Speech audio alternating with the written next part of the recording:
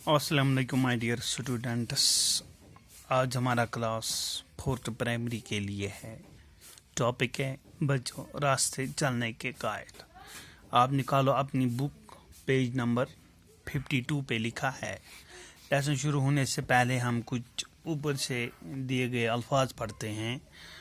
पैदल, अहमद रफ्त, चौराहा, खत मतलब पैदल हो गया रास्ते पे चलने वाला, आमद रफ्त हो गया बच्चों आना जाना, चौराहा हो गया मुड़ना दाएं तरफ या बाएं तरफ, खत हो गया लकीर मतलब हो गया समझना, रास्ता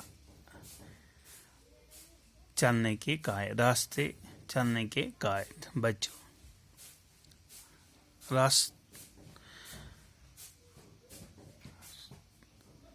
बच्चों आओ आज हम सड़क पे आमद रफ्त के कुछ कायदे सीखेंगे।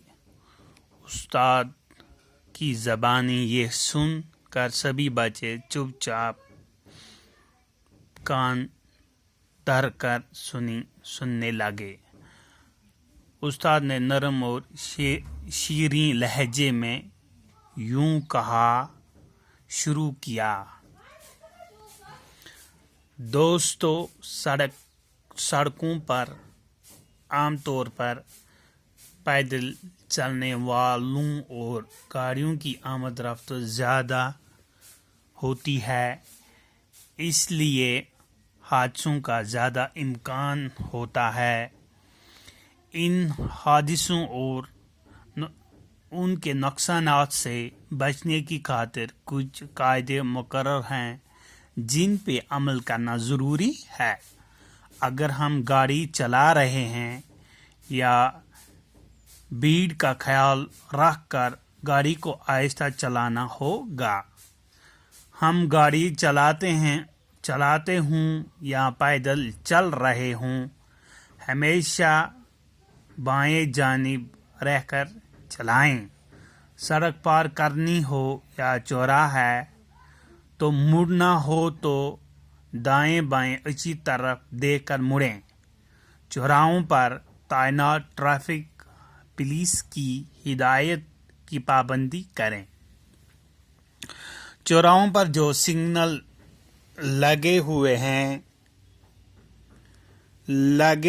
होते हैं इनमें लाल रंग चलती हुई गाड़ियों को रुकना, पीले रंग ठहरी हुई गाड़ियों के लिए तैयार रहना और हरा रंग दोबारा चलने का इशारा है।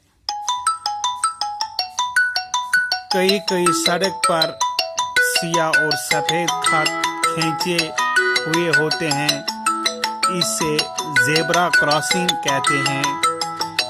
इस जगह पर पैदल चलने वालों को सड़क पार करना मुनासिब है, लेकिन सड़क पार करते हुए दाएं बाएं देखना ज़रूरी है। एक ही सड़क होने की सूरत में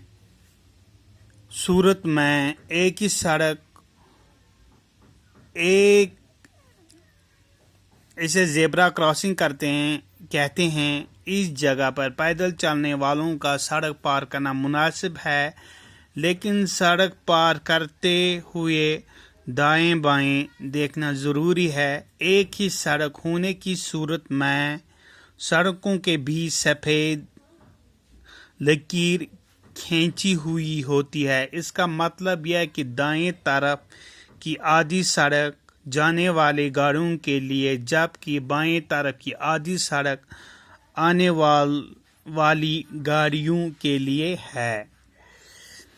सड़क के किनारे नस्ब बोर्डों पर कुछ निशानात लिखे हुए होते हैं, उनके लिए उनके मतलब और माने खूब याद रखेंगे।